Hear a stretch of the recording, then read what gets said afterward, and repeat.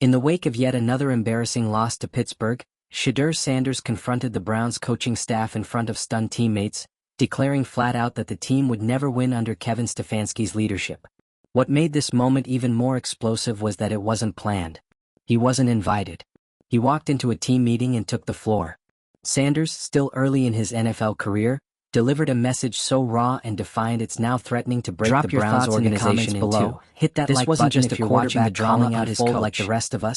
If you're into the real story and all the messy twists they don't show on highlight reels, go ahead and subscribe. And if you're sticking around to see how this Browns QB chaos plays out, you should definitely be subscribed. And don't forget to subscribe, the team's core, because if you think this was the end of the story, Sanders and ownership scrambling to prevent an implosion. The Browns are now in freefall, facing a decision that could either secure their franchise quarterback or shatter their future. In the middle of it all stands Stefanski, whose grip on the locker room has never looked weaker. So here we are. The Cleveland Browns, yes again, are in full-blown crisis mode. And this time, the fire isn't coming from bad play calling, a cursed kicker, or another quarterback carousel. No. This time, the spark came from inside the locker room. And it has a name, Shedeur Sanders. Just when fans thought the drama was winding down, Shedeur dropped a bomb that's still echoing through the NFL. After weeks of bruising losses and whispers of dysfunction, the rookie quarterback walked straight into a post-game team meeting, uninvited, and called out his own head coach, Kevin Stefanski. Loudly, publicly, and with absolutely zero hesitation, he said the words that detonated a franchise already on edge. "We're not gonna win until Stefanski is gone." That's it. That was the line. And with that, the entire Browns organization went from underperforming to absolutely unraveling. Because when your newly anointed franchise quarterback goes scorched earth on your head coach in front of the entire team, and the story leaks faster than a fake punt on 4th and long, you don't just have a leadership problem. You have a full-on organizational meltdown. And let's be clear, this wasn't some subtle locker room disagreement or passive-aggressive media quote. This was a frontal assault on the coaching regime, delivered by the player who's supposed to be your future. The guy the franchise is supposedly building around just threw down the gauntlet and said, "It's either him or me." Now the Browns find themselves standing on a cliff, looking over the edge and trying to figure out if they've already jumped. Let's rewind just a second. The tension didn't start in one meeting. This was weeks in the making. The Browns have been drowning in dysfunction, losing games in humiliating fashion, watching game plans implode, and losing the locker room step by step. Whispers about poor leadership and lack of cohesion started circulating. But after a brutal loss to Pittsburgh, things finally boiled over. Reports say that Shedeur stormed into the post-game meeting like a man on a mission. Players and staff barely had time to react before he started tearing into the coaching decisions that led to the loss. And then came the line about Stefanski needing to go. This wasn't some heat-of-the-moment tantrum. This was deliberate, calculated, and let's not forget, public. Because that's the part that really set everything on fire. Once word got out, social media went nuclear. Sports media couldn't churn out takes fast enough. And within hours, the NFL world had a new obsession, the Sanders versus Stefanski civil war. Let's be real, this is not how locker rooms usually work. Rookie quarterbacks don't just walk into team meetings and demand their coach be fired. Not unless something has seriously broken down behind the scenes. And now that the curtain's been pulled back, it's pretty obvious. This team has zero unity, no clear leadership, and too many people pulling in different directions. Insiders are saying the locker room is divided. Veterans are reportedly backing Sanders, saying he's right to call out coaching mismanagement. Others are staying neutral, probably because they don't want to get caught in the crossfire. And while Stefanski hasn't made any public statements yet, you can bet the tension is unbearable inside that building. The Browns' ownership? Reportedly furious. D. Haslam is said to be livid. The front office is scrambling. And general manager Andrew Berry? He's stuck in the middle of a war zone, trying to figure out whether to back his head coach or the quarterback who could define the next decade of the franchise. No matter what decision they make, there's no clean way out. If they side with Stefanski, they risk alienating Sanders, and maybe even pushing him to demand a trade or walk away entirely. That's not just losing a player. That's risking your franchise's entire future. Because say what you will about Shedeur's boldness, this guy can play. And the veterans who are siding with him clearly see it too. They don't want to waste his potential under a coach they believe is dragging the team down. On the other hand, if ownership caves to Sanders and fires Stefanski, they send a message to the entire league. The quarterback runs this team. And whether that's a good or bad thing, it's a dangerous precedent. Suddenly, every other coach in the league is watching closely, wondering if this is the start of a new era where players feel empowered to go public whenever things get rocky. It's not just about the Browns anymore. This moment is being dissected across the NFL because it strikes at the core of what leadership in sports is supposed to look like. Who holds the power? Who gets the final say? And what happens when the guy you brought in to lead the team decides the guy above him is the problem? The answer apparently is chaos. And the rest of the AFC North? They're loving this. Pittsburgh, Baltimore, Cincinnati, they're all watching with popcorn in hand. Because while the Browns try to duct tape their team back together, their rivals see weakness. And in this division, weakness doesn't just cost you games, it buries your playoff hopes. Let's not pretend this kind of dysfunction stays contained. The drama is already affecting everything from locker room morale to game prep. Players are distracted. Media attention is off the charts. Fans are divided and furious. And if ownership doesn't make a move soon, this thing's going to spiral even further.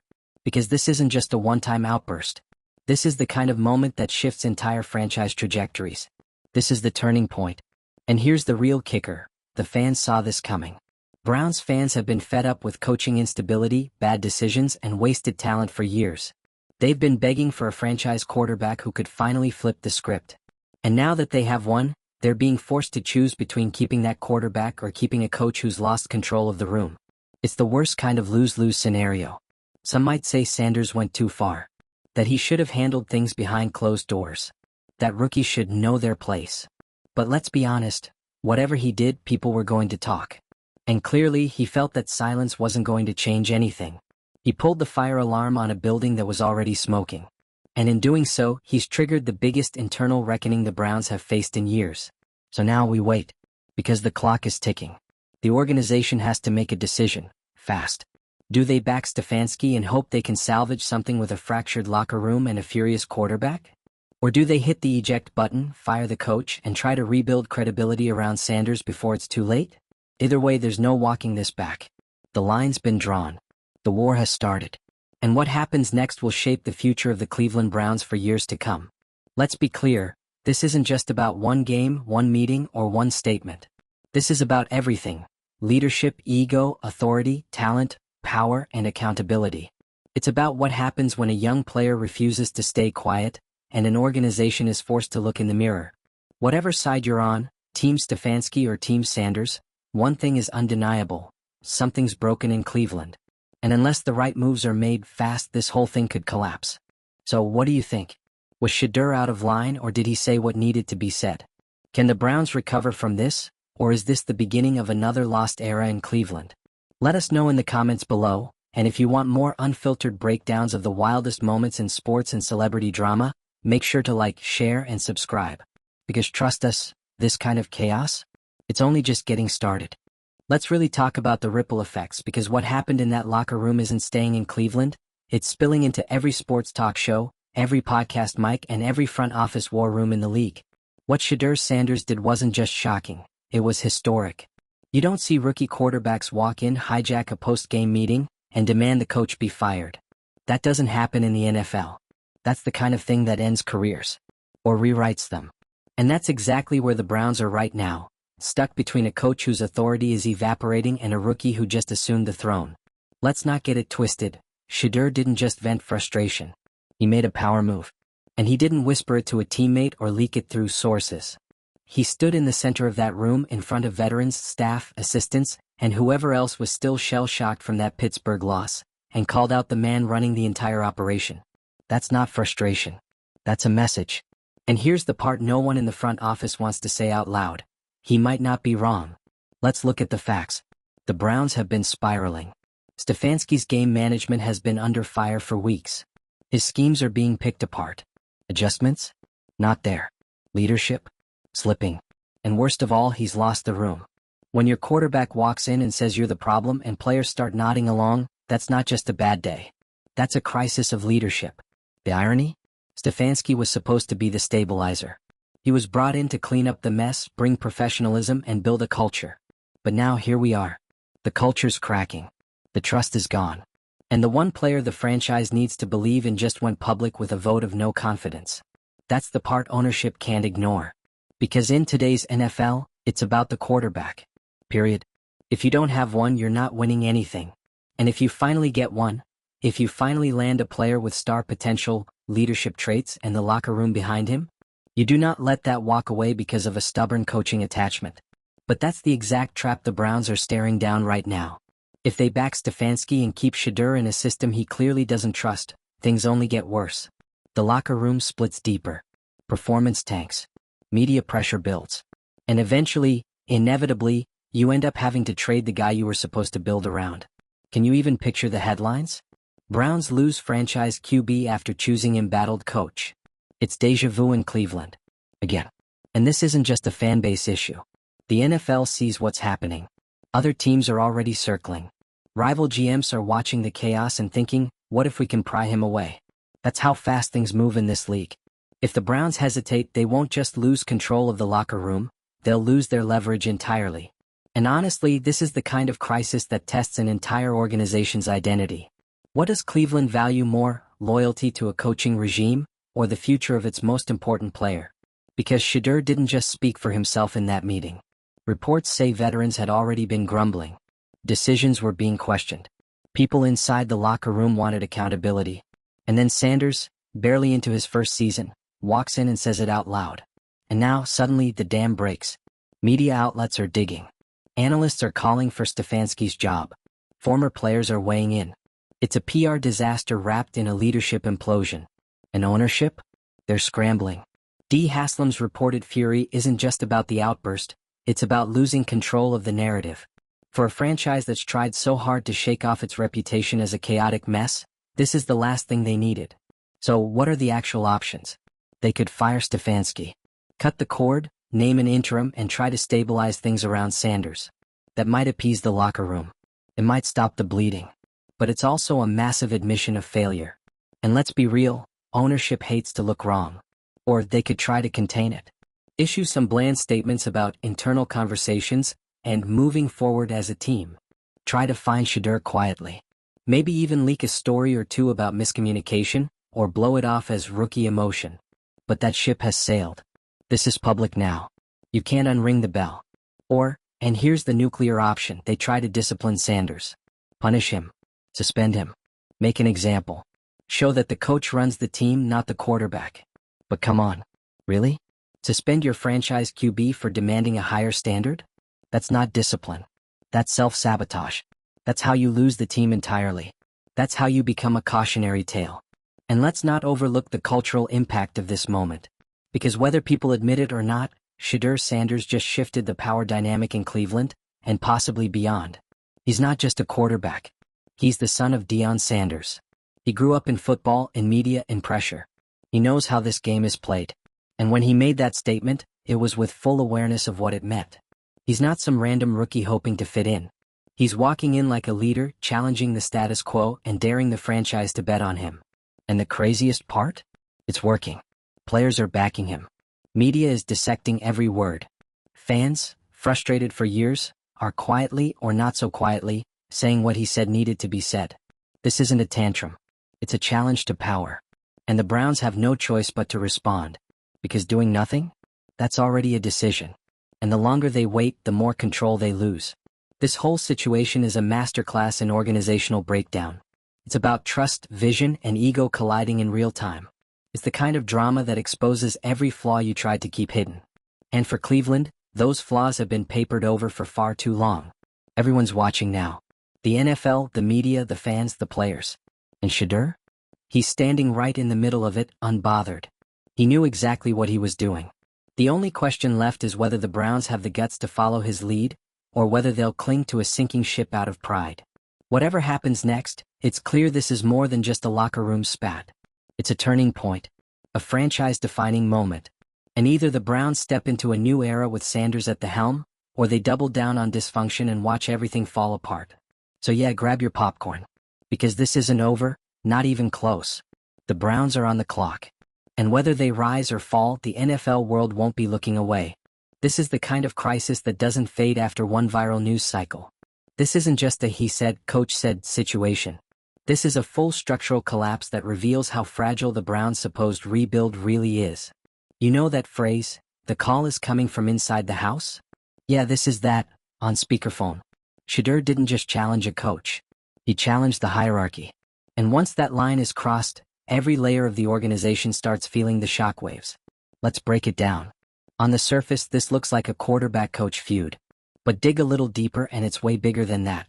This is about ownership, management, and whether anyone in charge knows how to lead a team built for today's NFL. Because this isn't the early 2000s.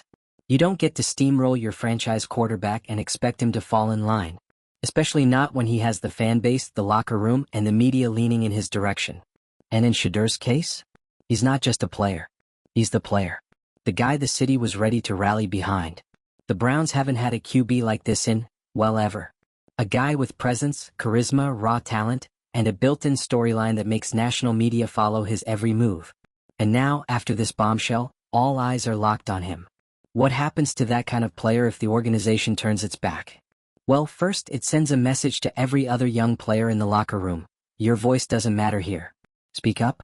You're a problem. Call out dysfunction. You're insubordinate. And nothing kills morale faster than watching the one guy who said what everyone else was thinking get punished for it. Because again, Shedeur wasn't alone. Reports made it crystal clear. Veteran players were already frustrated. Stefanski had been on thin ice for weeks. Play calling was questionable. Game prep was inconsistent. And locker room culture? Cracking under the weight of expectations. When Sanders spoke up, it didn't come out of nowhere. It came out of a team that had already lost faith. Now you have to ask, what happens if the Browns choose to pretend none of this happened? What happens if ownership gives Stefanski a vote of confidence, tells the media everything is being handled internally, and tries to sweep the whole thing under the turf? You get a mutiny. Maybe not loud. Maybe not public. But quiet, morale-shattering disengagement. Players mentally check out. Performance dips. Trust disappears. And then, the losses start piling up faster than the excuses. Let's also talk about how incredibly rare this kind of moment is. Quarterbacks, especially rookies, are usually locked into company man mode. They smile through it. They say all the right things.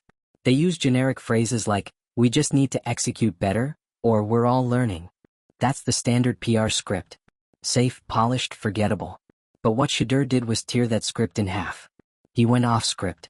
He spoke with conviction, knowing full well the consequences. And that's the part that terrifies traditional leadership structures.